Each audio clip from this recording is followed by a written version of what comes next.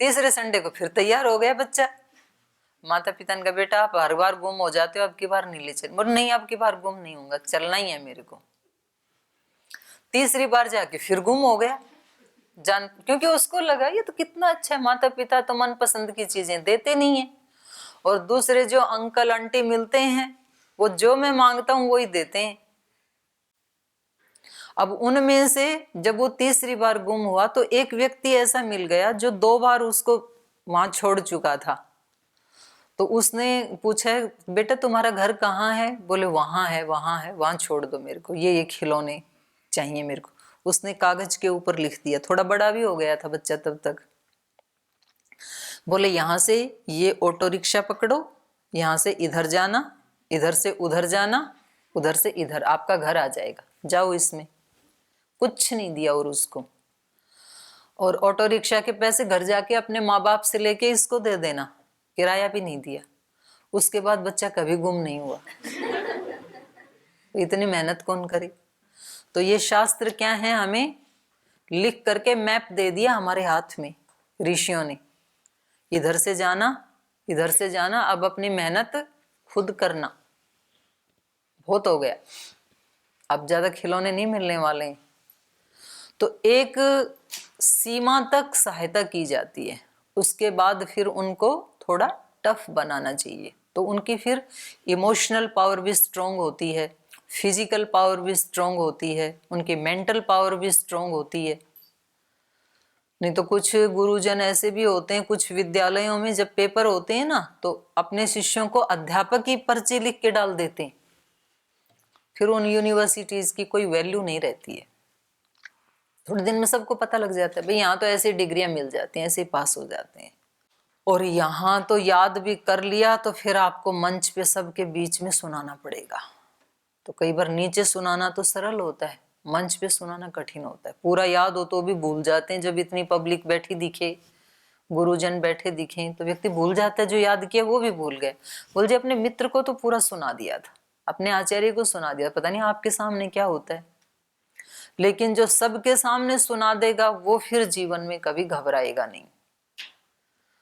और जब ऐसी कोई परिपाटी डाली जाती है तो आज पतंजलि से जो पास आउट होते हैं विद्यार्थी, आप लोगों को तो कहीं जाना नहीं है, जो यूनिवर्सिटी में और अपने आयुर्वेद कॉलेज से जो बच्चे जाते हैं, तो जब कहीं 5-10 जगह से बच्चे आते हैं, उनका इंटरव्यू होता है, तो सबसे पहले पतंजलि के बच्चों का सिलेक्शन होता है कि वहां पर प्रामाणिकता से तैयार किया जाता है, ऐसी डिग्रियां बांटी नहीं जाती हैं। तो ऐसे व्यक्ति के जीवन की भी एक साख बनती है।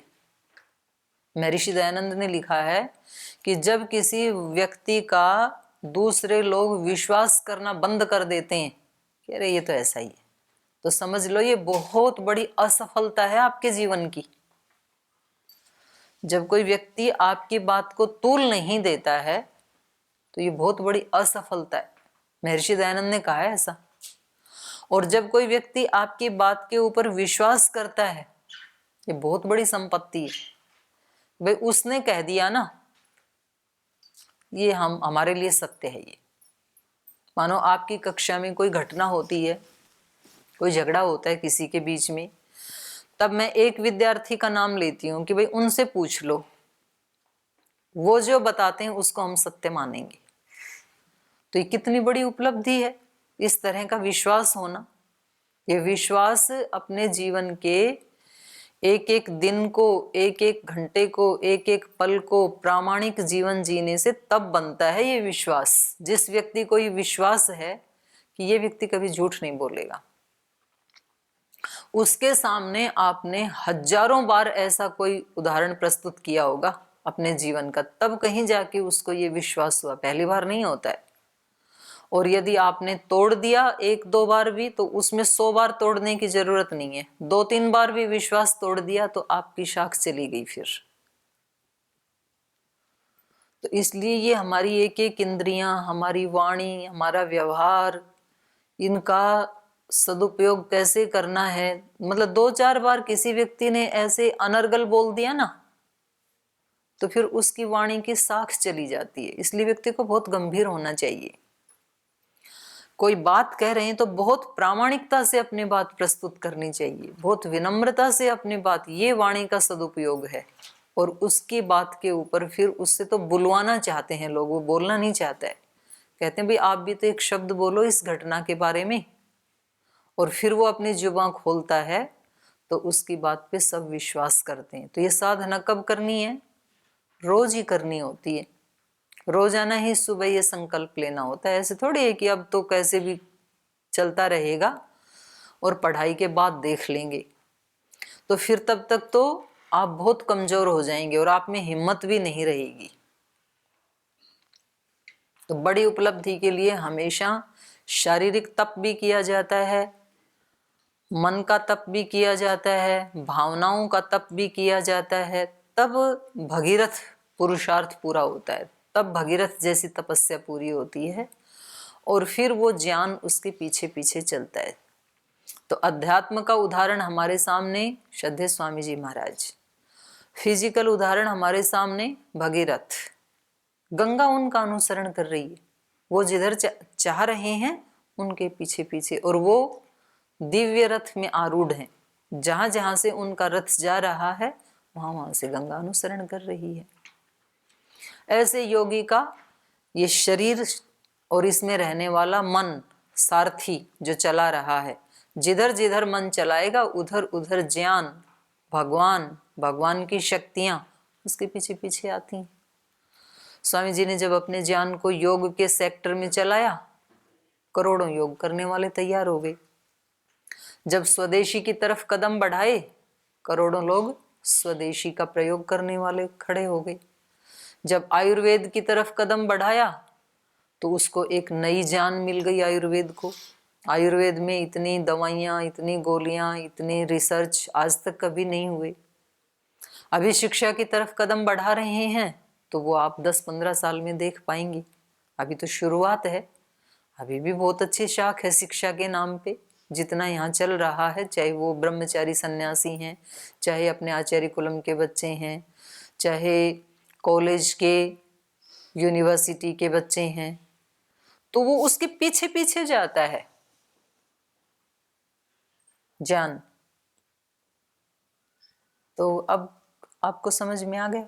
आप कह रहे थे कि भगीरथ के पीछे पीछे कैसे जाएगी गंगा? जाना ही पड़ेगा, क्योंकि भगीरथ ने पुरुषार्थ ये इतना किया है, तो जहां जहां से भगीरथ जाएगा वहां वहां से गंगा को जाना ही पड़ेगा।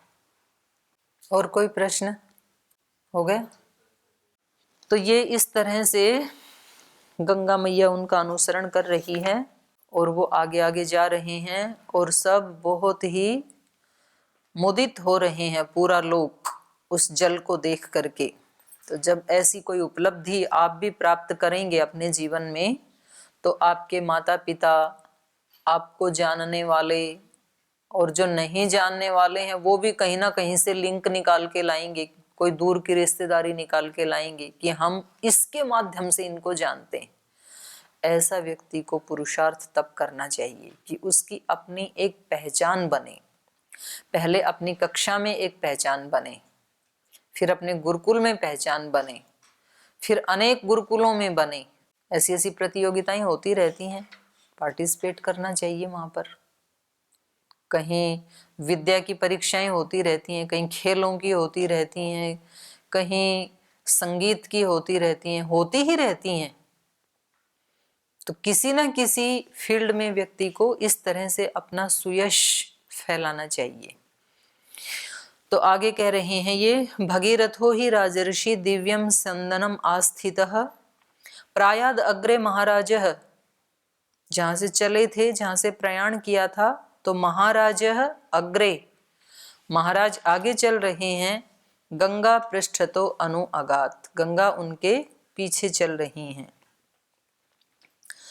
देवः स ऋषिगणा सर्वे दैत्य दानव राक्षसाः गंधर्व यक्ष प्रवराः स किन्नर महोरगाः सर्पाश्चापसरसो रामा भगीरथ रथानुगाः गंगामन्वगमन् प्रीताः सर्वे जलचराश्च ये।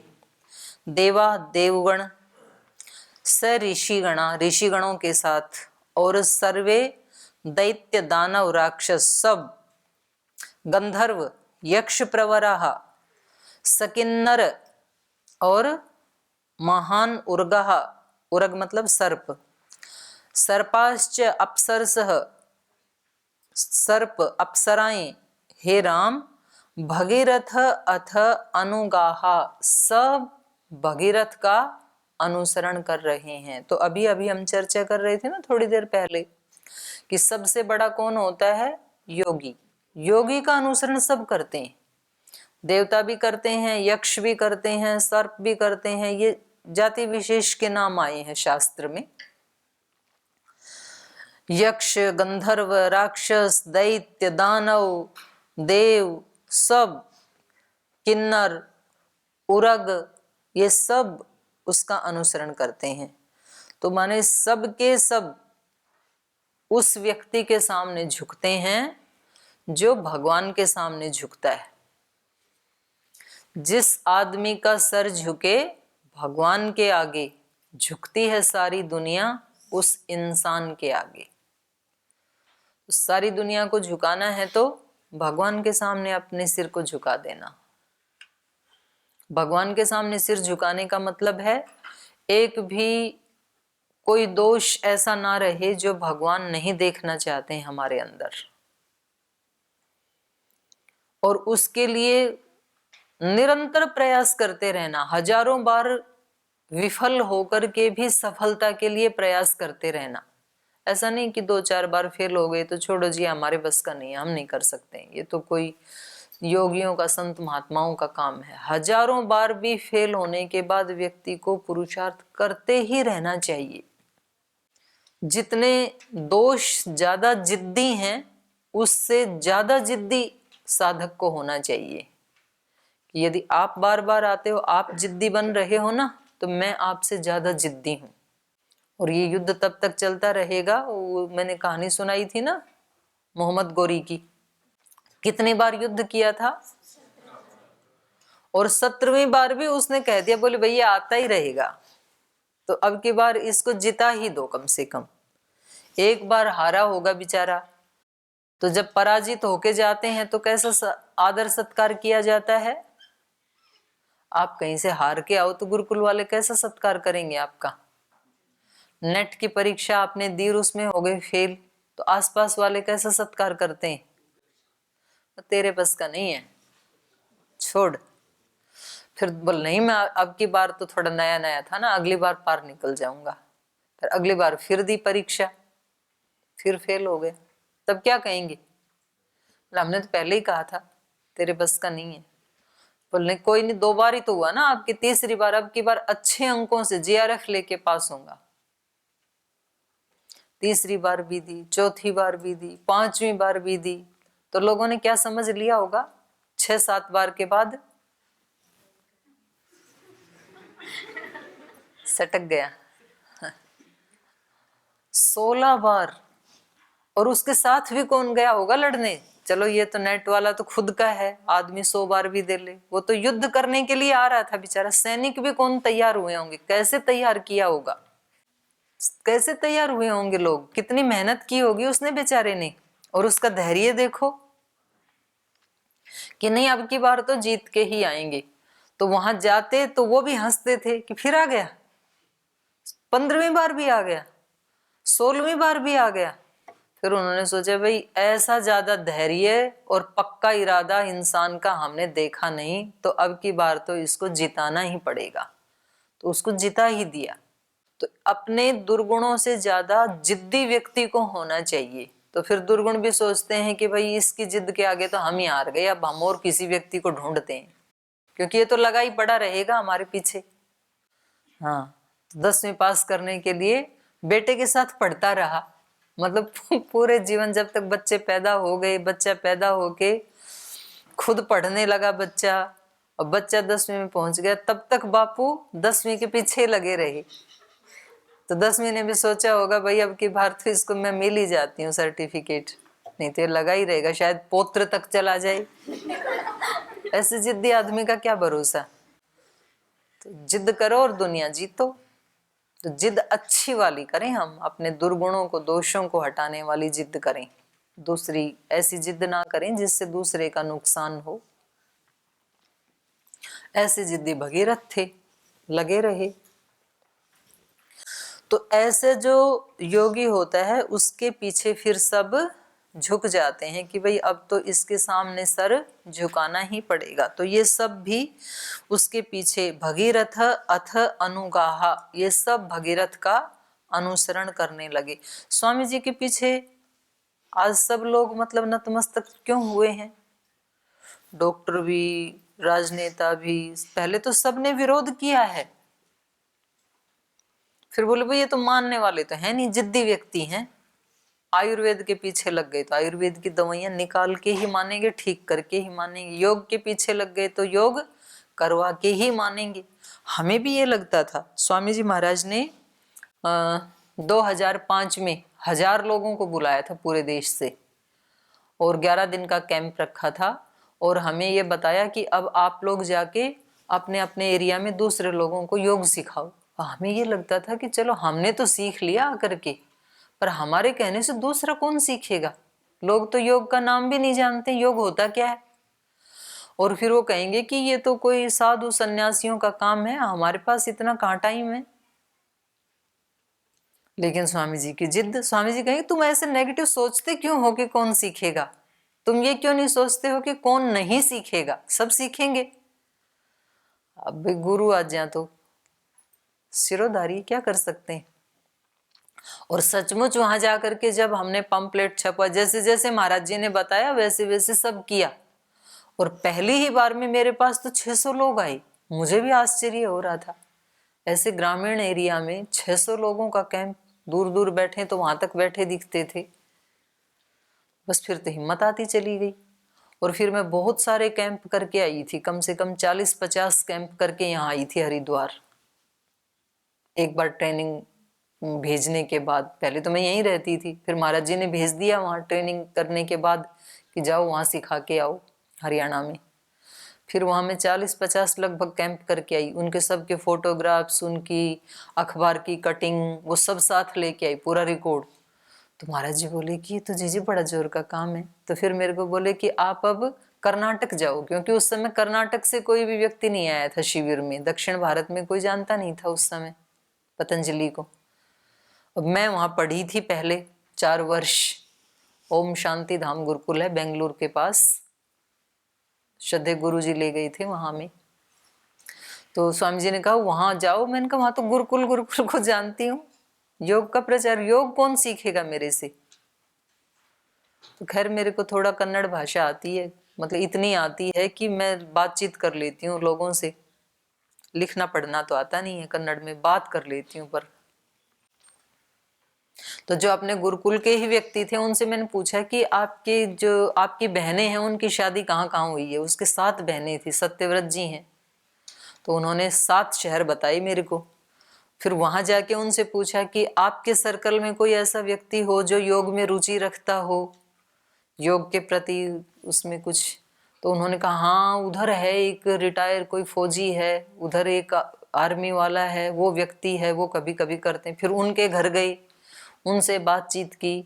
तो ऐसे मतलब वो खोज निकालते निकालते फिर उनके घर में जो लड़कियां थी उनकी ससुराल कहाँ है, क्योंकि शहर में जाके किसी के घर तो घुसे कम से कम, नई जगह में बस स्टैंड पे तो खड़े रह नहीं सकते। तो ऐसे मतलब वो निकालते निकालते जानकारियां, फिर उनको थोड़ा थोड़ा कुछ योग के बारे में भाषण प्रवचन दिया, उनको कुछ उसके लिए प्रेरित किया। तो ऐसे करते करते, और आज जब आप जाके देखेंगे दक्षिण में कर्नाटक में, तो वहाँ के शिविर उत्तर भारत से कम नहीं होते, बल्कि कई कई जगह तो उससे भी अच्छे होते हैं। महाराज जी के शिविरों में 40-40 हजार लोग भी आए हैं। कर्नाटक के शिविरों में 50-50 हजार लोग, 40 हजार लोग, इतना ज्यादा वहां होगा। तो ऐसे शुरू में ऐसे लगता है कि भाई ये होगा कैसे, पर महाराज जी क्या थे उसके प्रति जिद्दी थे कि योग को घर घर तक पहुंचाना ही है। और अब वो घर घर तक केवल भारत में नहीं, अब तो वो पूरे विश्व में उसका प्रचार प्रसार हो गया। तो गंगा कहाँ तक पहुंच गई योग वाली? रसातल तक पहुंच गई। जैसे भगीरथ ने पहुंचा है ना रसातल तक, ऐसे स्वामी जी ने योग की गंगा को कहां तक पहुंचा दिया? रसातल तक। अमेरिका रसातल में ही तो है, तो विदेश तक पहुंच गई अभी ये गंगा। तो ऐसा व्यक्ति के अंदर वो होना चाहिए अपने लक्ष्य के प्रति कि यदि ये मेरा लक्ष्य है और इसमें सबकी भलाई है, किसी का नुकसान नहीं है, तो इस लक्ष्य को मिलना ही पड़ेगा, इस उपलब्धि को मेरे पास आना ही पड़ेगा, क्योंकि मैं इसको पूरे अस्तित्व से चाहता हूं या चाहती हूं, और इसके लिए मैं सब अपेक्षित पुरुषार्थ करूंगा। तो आप कितना भी बड़ा लक्ष्य बना लो अपने जीवन का, उस लक्ष्य को आपके सामने आना ही पड़ेगा। लेकिन फिर आपको फालतू की चीजों से हटाना पड़ेगा अपने मन को, छोटी छोटी आती रहती है ना इधर उधर की, उन सब से दूर रहना पड़ेगा आपको। किसी की निंदा चुगली नहीं सुननी, ना किसी की करनी, ना सुननी, ना आलस्य को पास आने देना, अपने काम से काम सीधा, और फिर आप दर्शनीय बन जाएंगे। आदर्श विद्यार्थी के लिए आपका उदाहरण देंगे लोग। और यदि कोई गृहस्थ में रहते हैं तो उनको ऐसे आदर्श गृहस्थी बनना चाहिए कि उनका लोग उदाहरण दें। तो फिर क्या नहीं मिलता है? तो ये सब भी स ऋषिगणा देवा दैत्य दानव राक्षसा गंधर्व यक्ष प्रवरा किन्नर उरग, ये सब के सब सर्पाश्च अप्सरस अप्सराएं, हे राम भगीरथ अथ अनुगाहा, भगीरथ का अनुसरण करने लगे सबके सब। गंगाम अन्वगमन प्रीताः सर्वे जलचराश्चये, और जो जलचर थे, जो गंगा में रहने वाले हैं, वो सब भी गंगा अनु अवगमन, वो भी गंगा का अनुसरण कर रहे थे। माने ज्ञान के साथ साथ आने वाले जो दूसरे सद्गुण हैं, वो भी फिर ज्ञान का अनुसरण करते हैं। जहां जहां वो ज्ञानी जाएगा, जहां जहां योगी जाएगा, वहां वहां वो सारे सद्गुण भी जाएंगे। तो माहौल ही चेंज हो जाता है जब कोई योगी हमारे बीच में आता है। तो कोई व्यक्ति यदि टेंशन में था, उसकी टेंशन दूर हो जाएगी। कोई व्यक्ति गुस्से में था, उसका गुस्सा दूर हो जाएगा, क्योंकि उसके सद्गुण भी तो उसके साथ आते हैं ना। तो उस व्यक्ति का आनंद, उसकी प्रसन्नता, उस व्यक्ति की निश्चिंतता, उस व्यक्ति की निर्दोषता, शुचिता, वो सब उसके साथ आती हैं।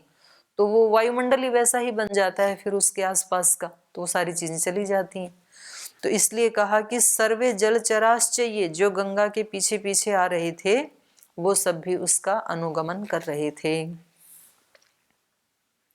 यतो भगीरथो राजा ततो गंगा यशस्विनी, जगाम सरितां श्रेष्ठा सर्व पाप प्रणाशिनी, ततो हि यजमानस्य जह्नोरद्भुत कर्मणः, गंगा संप्लवायमास यज्ञवाटं महात्मनः, तस्यावलेपनं ज्ञात्वा क्रुद्धो जुहुश्च राघवः, अपिबत्तु जलं सर्वं गंगाया परमाद्भुतं, ततो देवाः स गन्धर्वा ऋषयश्च सुविस्मिताः, पूजयन्ति महात्मानं जह्नुं परुषसत्तमं, गंगां चापि नयन्ति स्म दुहितृत्वे महात्मनः, ततः तुष्टो महातेजा श्रोत्राभ्यामसृजत् प्रभुः, तस्माज्जह्नुसुता गंगा प्रोच्यते जाह्नवीति च, जगाम च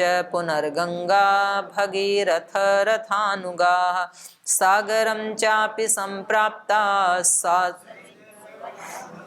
रसातलम् उपागच्छत् सिद्ध्यर्थं तस्य कर्मणः, भगीरथोऽपि राजर्षि गंगामादाय यत्नतः, पितामहान् भस्मकृतान् अपश्यत् गतचेतनः। यत भगीरथ राजा तत गंगा यशस्विनी। तो अभी क्या हो रहा है? यत यत भगीरथ, जहां जहां भगीरथ, तत तत यशस्विनी गंगा, जिधर जिधर से वो जाएं वहां वहां यशस्विनी गंगा जा रही है। जगाम सरिताम श्रेष्ठाम सर्व पाप प्रणाशिनी, तो इस प्रकार वो कहाँ पहुंच गई? समुद्र में। जगाम सरिताम श्रेष्ठाम सर्व पाप प्रणाशिनी, सब पापों का नाश करने वाली और सरिताम श्रेष्ठा, सब नदियों में जो श्रेष्ठ है गंगा, वो जगाम, वो उधर उधर ही गई, जहां जहां भगीरथ गए उधर उधर वो गई। ततो ही यजमानस्य जहनु अद्भुत कर्मण गंगा संप्लावयामास यज्ञवाटम महात्मन। तो अब जिस रास्ते से ये जा रहे हैं उसी रास्ते में एक सम्राट जहनु, जहनु वो यज्ञ कर रहे थे, उनका यज्ञ मंडप आ गया रास्ते में बीच में। अब वहां से कैसे लेके जाएंगे गंगा को? तो वहां क्या हुआ, इस प्रसंग को फिर हम कल पढ़ेंगे। आज इसको यहीं विराम देते हैं।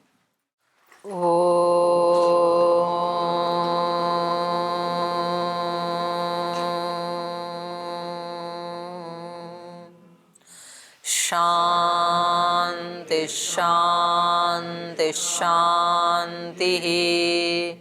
श्री गुरुभ्यो नमः। हरि के नाते से सब नाते, इससे सभी सुहाते। हरि के नाते से सब नाते, इससे सभी सुहाते।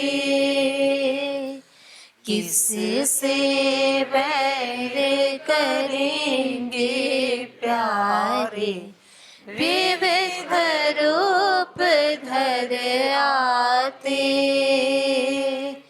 किससे बैर करेंगे प्यारे, विविध रूप धर आते।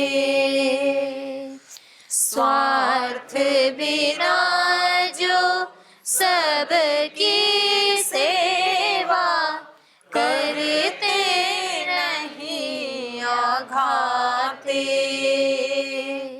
स्वार्थ बिना जो सबकी सेवा करते नहीं आघाते।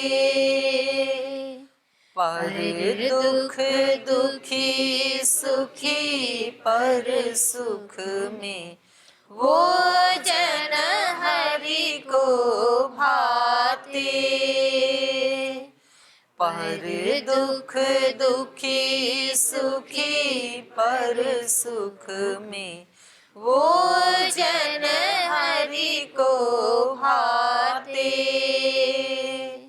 हरि के नाते से सब नाते, इससे सभी सुहाते। किससे बैर करें